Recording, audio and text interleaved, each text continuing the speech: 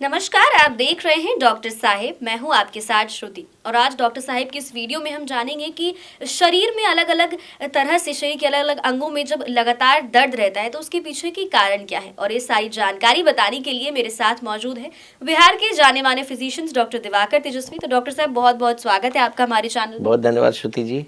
Doctor साहब, आज एक सवाल लेकर आई हूँ कि लोगों के शरीर में अलग अलग हिस्सों में दर्द बना रहता है, तो ये किसी मुख्य कारण, इसकी वजह क्या है? देखिए, बॉडी में पेन होने के बहुत सारे कारण होते हैं। एक प्रमुख कारण जो हम लोग प्रैक्टिस में देख रहे हैं वो डायबिटीज़ के रोगियों में डायबिटिक न्यूरोपैथी का पेन होता है, जो जनरलाइज पेन होता है। शरीर के डिफरेंट नर्व्स इन्फ्लेम्ड हो जाते हैं और उनमें धीरे धीरे पेन होनी शुरू हो जाती है, तो वो न्यूरोपैथी का पेन होता है।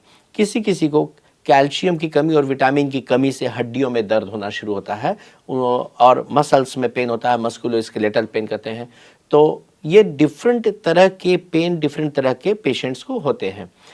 न्यूरोपैथी के पेन के लिए अलग स्पेसिफिक दवाइयाँ चलती हैं जो पेन किलर नहीं होती हैं, और वो इन्फ्लेमेशन को कम करती हैं और नर्व के जो सूजन के कारण से, इन्फ्लेमेशन के कारण से डिफरेंट पार्ट्स में दर्द हो रहा है, बॉडी एक हो रहा है, मसल एक हो रहा है, कभी कभी आगे जा कर के वो लहर जलन भी होने लगता है पेन के आगे जाने पर, तो उसके लिए वो दवाइयाँ चलती हैं। दूसरी चीज़ है कि कभी किसी को जनरलाइज्ड पूरे हड्डियों में दर्द है, रीढ़ में दर्द है, उन्हें टटैनी और बंघा भी लगता है दर्द के साथ साथ, वो कैल्शियम विटामिन डी के सप्लीमेंटेशन लेने से और विटामिन ई के सप्लीमेंटेशन लेने से ठीक हो जाता है। और किसी किसी को अगर लोकलाइज्ड पेन हो रहा है, कहीं एक स्पेसिफिक एरिया पे पेन हो रहा है, तो वो ज़्यादा चांसेस होता है कि लोकल एरिया के मस्कुलोस्केलेटल इन्फ्लेमेशन हुए, चोट लगी है या दर्द हुआ है, वहाँ लोकल कोई ना कोई प्रॉब्लम आई है जिस कारण से वहाँ पर लोकलाइज्ड पेन है। तो इसमें लोकल एनाल्जेसिक क्रीम होती है, दर्द की क्रीम, वो लगा लेने से ठीक होता है। लेकिन एक बात पर ध्यान रखना बहुत ज़रूरी है। आज के दिन में देखा गया कि जॉइंट्स पेन बढ़ते जा रहे हैं लोगों में, जोड़ों में दर्द बढ़ता जा रहा है जनरलाइज्ड दर्द के अलावे।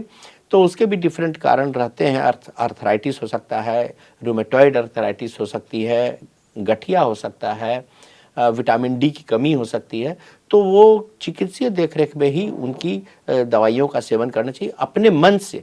बहुत सारे लोग क्या कर रहे हैं कि पेन किलर अपने ही मन से खाने लगते हैं और लंबे समय तक खाने लगते हैं, और बहुत लोगों को ये मिथ्या हो जाती है कि हम तो जड़ी बूटी खा रहे हैं, तनी हम तो खा लिए, 6 महीना से 3 महीने से खा रहे हैं, अब तो दर्द ठीक है मेरा।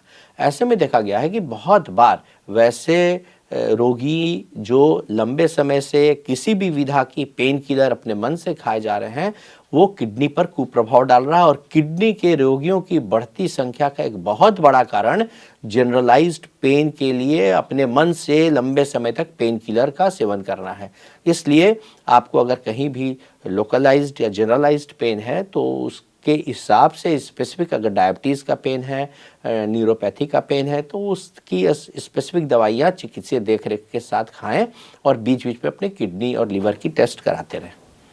तो डॉक्टर साहब, जैसा कि आपने बताया कि कभी कभी एक पर्टिकुलर जगह, जैसे कि पैर के एंकल हो गए या पैर के पीछे वाले जो मसल्स रहते हैं, उसमें किसी को बहुत ज़्यादा पेन है और लंबे समय से तो वो पेन है, तो क्या ये किसी मुख्य चीज़ों की वजह बन सकती है?